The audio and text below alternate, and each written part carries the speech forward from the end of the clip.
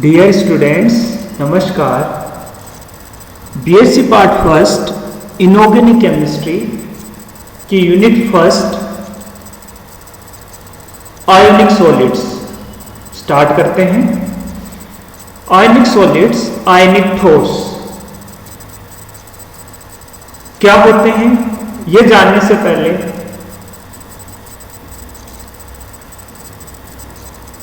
हम ये जानते हैं कि सॉलिड ठोस चार प्रकार के होते हैं: मॉलिक्यूलर, कोवलेंट, आयोनिक और मेटेलिक। मॉलिक्यूलर मतलब आणविक ठोस, जिसे मॉलिक्यूलर क्रिस्टल भी बोलते हैं। कोवलेंट सहसंयोजक ठोस, आयनिक ठोस और धात्विक ठोस। क्या अंतर है इनमें? Unit that occupy lattice point means lattice में जो जालक में जो पॉइंट यूनिट है, जालक पॉइंट में जो जालक बिंदु पे यूनिट है इसकी मॉलिक्यूलर क्रिस्टल में, वो है मॉलिक्यूल।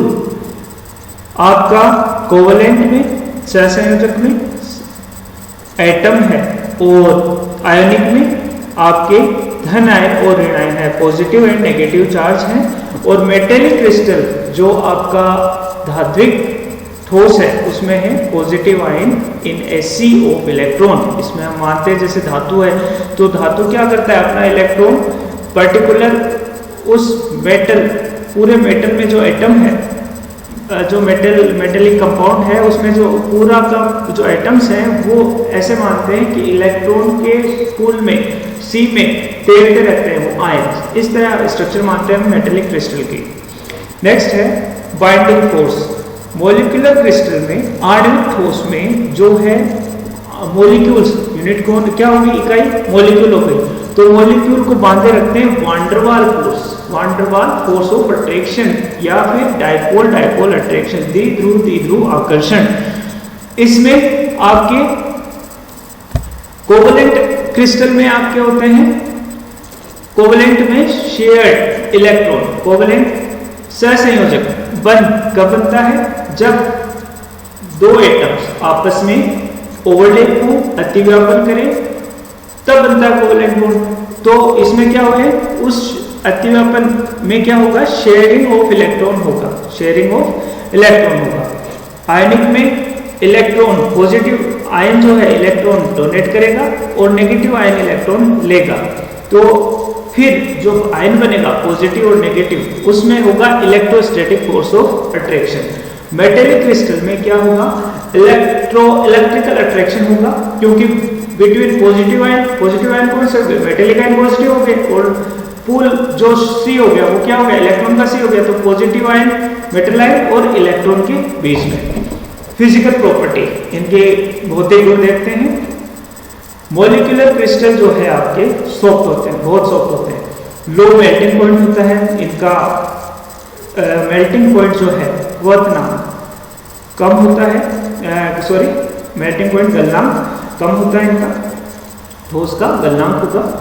कोवलेंट क्रिस्टल में ये हार्ड होते हैं, कोवलेंट क्रिस्टल हार्ड होते हैं, और आयनिक क्रिस्टल क्वाइट हार्ड और ब्रिटल होते हैं, भंगुर होते हैं, क्योंकि उसमें आयनों का अरेंजमेंट होता है, पॉजिटिव आयन नेगेटिव आयन तो हार्ड तो होते हैं, लेकिन अरेंजमेंट टूटते ही वो क्या हो जाएंगे, बिखर जाएंगे, इसलिए भंगुर होते हैं। ये मेटेलिक जो क्रिस्टल हैं, मेटेलिक धातु हैं, धात्विक जो मेटेलिक क्रिस्टल हैं वो है हार्ड और सॉफ्ट दोनों होते हैं। इसके बाद मेल्टिंग पॉइंट, तो मॉलिक्यूलर क्रिस्टल में मेल्टिंग पॉइंट कम होता है, इसका मेल्टिंग पॉइंट बहुत ज़्यादा होता है, वेरी हाई मेल्टिंग पॉइंट इसका हाई होता है मेल्टिंग पॉइंट आयनिक क्रिस्टल का, और मेटेलिक क्रिस्टल का moderate to high melting point, quite high melting point मान सकते हैं किसमें। मॉलिक्यूलर क्रिस्टल आपके गुड इंसुलेटर होते हैं, धारा के कुचालक होते हैं, धारा प्रवाहित नहीं होती मॉलिक्यूलर क्रिस्टल में। कोवलेंट में नॉन कंडक्टर होते हैं, ये अचालक होते हैं कोवलेंट क्रिस्टल। और आयनिक क्रिस्टल सेमीकंडक्टर होते हैं due to crystal imperfection. Crystal imperfection means इसमें जो है त्रुटि आ जाती है, ये हम बाद में पढ़ेंगे। नेक्स्ट इसी चैप्टर में क्रिस्टल इम्परफेक्शन, उसमें डिटेल से पढ़ेंगे अपन। और मेटेलिक क्रिस्टल गुड कंडक्टर होते हैं, ये तो सुचालक होते हैं अपने।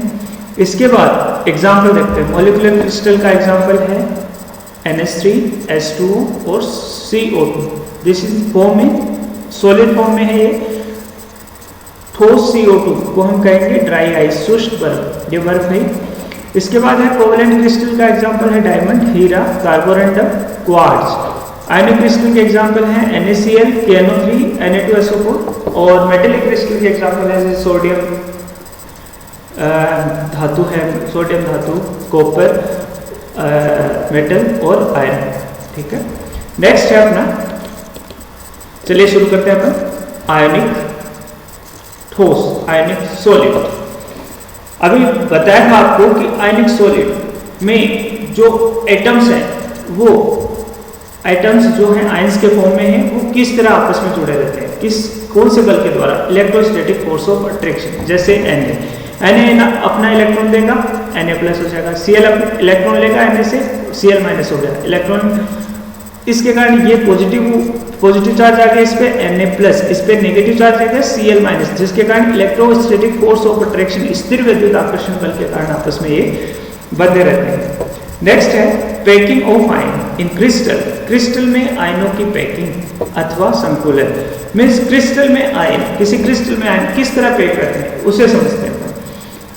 देखिए, कोई भी क्रिस्टल बनता है वो स्टेबल कब होगा, जब कैटायन और एनायन के बीच में आकर्षण, बहुत अच्छा आकर्षण हो। Means cation and anion are arrange compactly, means cation और एनायन जो हैं आपस में बहुत पास सदे हुए हों। आयंस को हमने यहाँ पे पॉजिटिव आयन हो चाहे नेगेटिव आयन, हमने यहाँ माना हार्ड स्फीयर है, ठोस गोले हैं। हमारा जो क्रिस्टल है इलेक्ट्रिकल न्यूट्रल होना चाहिए, इलेक्ट्रिकली न्यूट्रल मीन्स विद्युत रूप से उदासीन होना चाहिए, मीन्स पॉजिटिव और नेगेटिव आयन बराबर होनी चाहिए। अब देखिए क्रिस्टल बनाना है हमें, तो एक तो क्या होगा पॉजिटिव आयन, दूसरा होगा नेगेटिव आयन।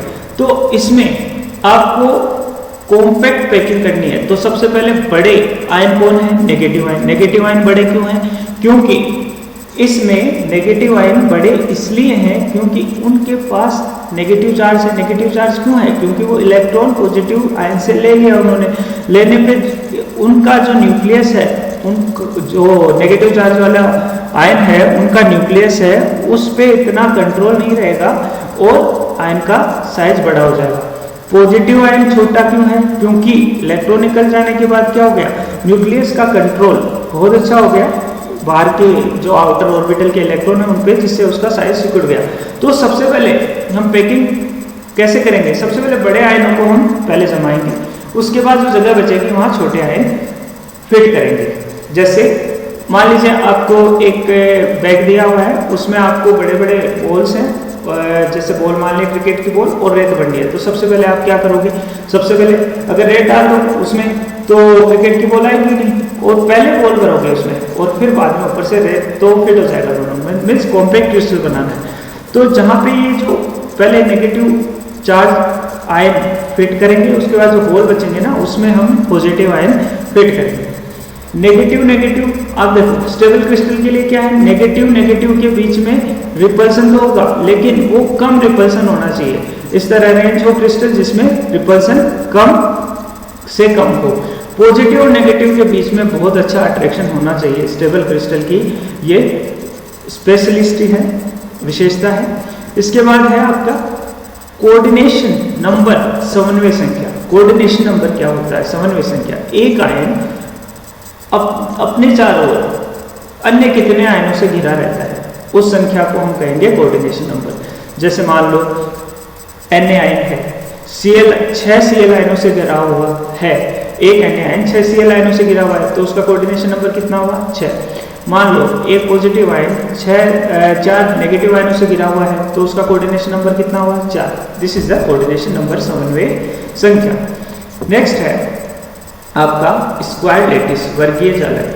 हम पढ़ रहे हैं packing of ion in crystal. Crystal में आयनों की पैकिंग या संकुलन, इसमें है अपना स्क्वायर लैटिस, वर्गीय जालक।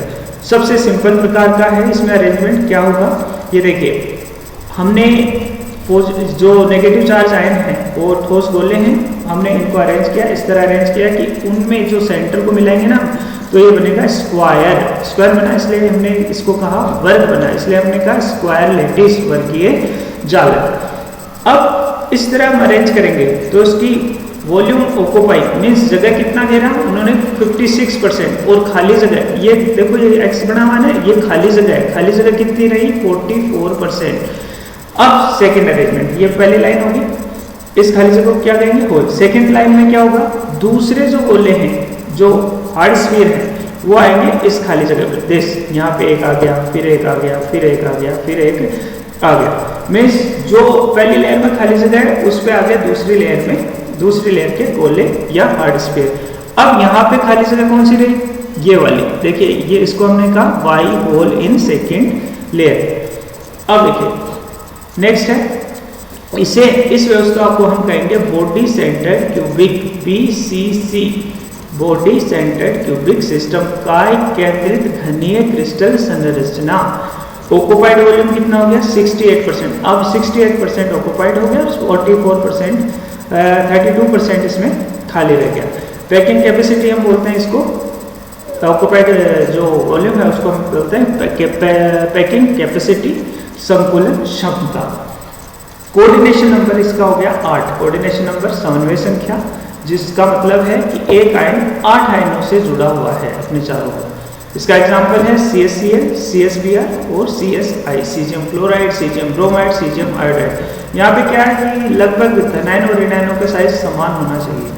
नेक्स्ट है आपका हेक्सागोनल लैटिस, षटकोणीय जालक। षटकोणीय जालक हेक्सागोन कैसे, देखिए इस सेंटर आयन को देखिए आप, इसके चारों ओर कितने आयन हैं 1 2 3 4 5 6, इनको केंद्रों को मिलाइए तो क्या बना हमारे पास हेक्सागोन, षटकोण।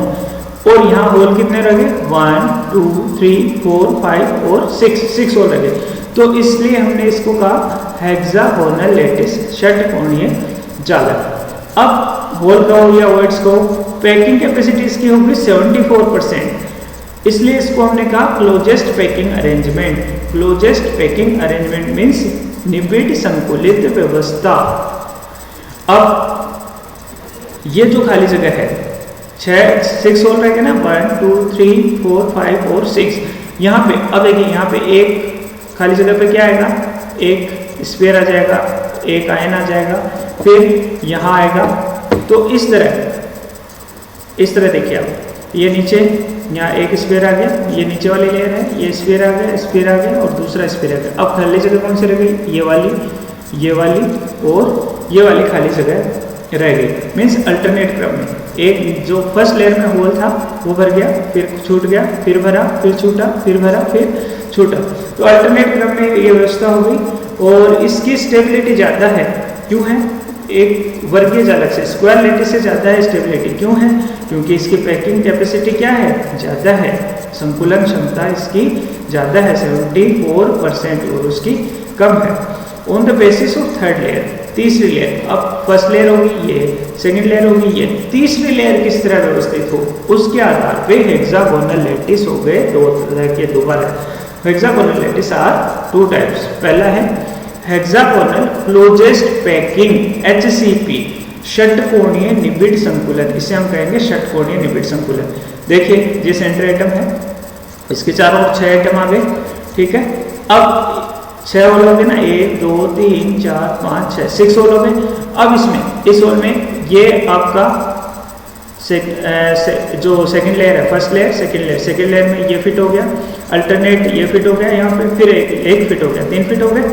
अब देखो यहाँ पे नीचे वाली लेयर में भी सेम ऐसा ही होगा, ऊपर वाली लेयर में जो फिट आयन है ना उसके नीचे जस्ट नीचे वाली लेयर, इसके नीचे वाली लेयर में सेम इसके नीचे एक और वो जो है आपका आयन आ जाएगा, यहाँ भी आयन आ जाएगा और यहाँ पे आ जाएगा। मीन्स जो ऊपर वाली लेयर में आयन है सेम का सेम नीचे वाली लेयर में है, तो इसे हम कहेंगे A क्यों है, क्योंकि ये अरेंजमेंट A है तो सेम अरेंजमेंट है ना A, तो ये भी A हो गया, तो इसे हम कहेंगे A अरेंजमेंट। और इसका कोऑर्डिनेशन नंबर हो गया 12 कैसे हो गया देखते हैं।